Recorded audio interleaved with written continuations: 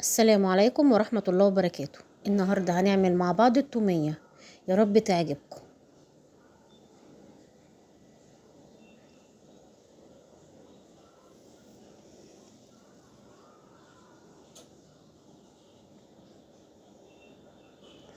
هنجهز كوباية مية،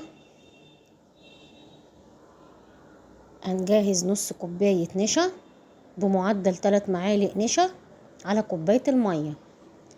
هنحطهم في كزرولة، في حلة صغيرة، في اي حاجة، وهندوبهم كويس. ده حوالي 3 فصوص توم وسط مفرومين خالص، ومعلقة ملح، وما تنسيش رشة السكر.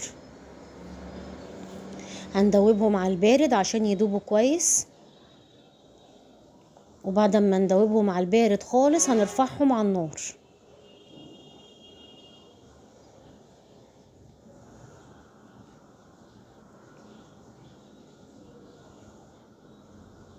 اديني بدوب اهو كويس، وبعد كده بقى هرفعهم على النار، وطبعا ايدي فيهم باستمرار عشان ما يكتلوش قوي. احنا عايزينهم بس يوصلوا بس لقوام معين، وبعد كده هنرفعهم من على النار.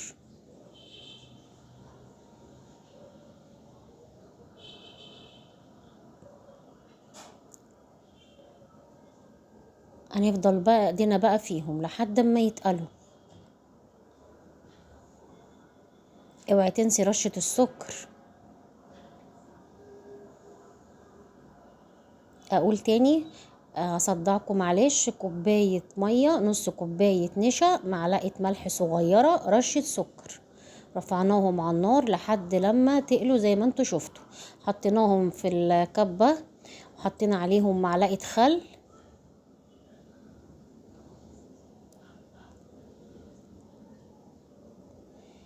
نزلت بحوالي كوباية الا ربع مايونيز او كوباية مايونيز، اي ماركة بتحبيها في المايونيز، حتى لو انت عاملاه في البيت. بس هو المايونيز لما بيبقى كتير شوية بيبقى حلو قوي بصراحة. وهننزل بحوالي كوباية الا ربع زيت، وهننزل كمان بكوباية زبادي صغيرة. ويا ريت تجربوا فيديو سندوتشات البطاطس، حلوة قوي قوي قوي. اهي حطيت بقى كوباية الزبادي الصغيرة، وهضرب كويس جدا.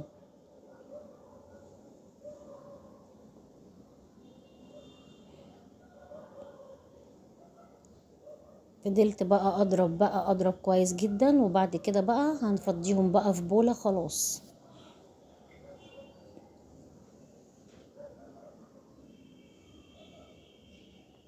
زي ما انتوا شايفين حلوة قوي، عجبتني قوي سندوتشات البطاطس مع الطعمية مع فراخ بانيه، عملتي سوري حلوة. واحنا عارفين الشتا بيأكل كتير. يا رب يعجبكم فيديو المايونيز. بنتي قالت لي والله ما هشيلها عشان يشوفوا عيوب ايديكي.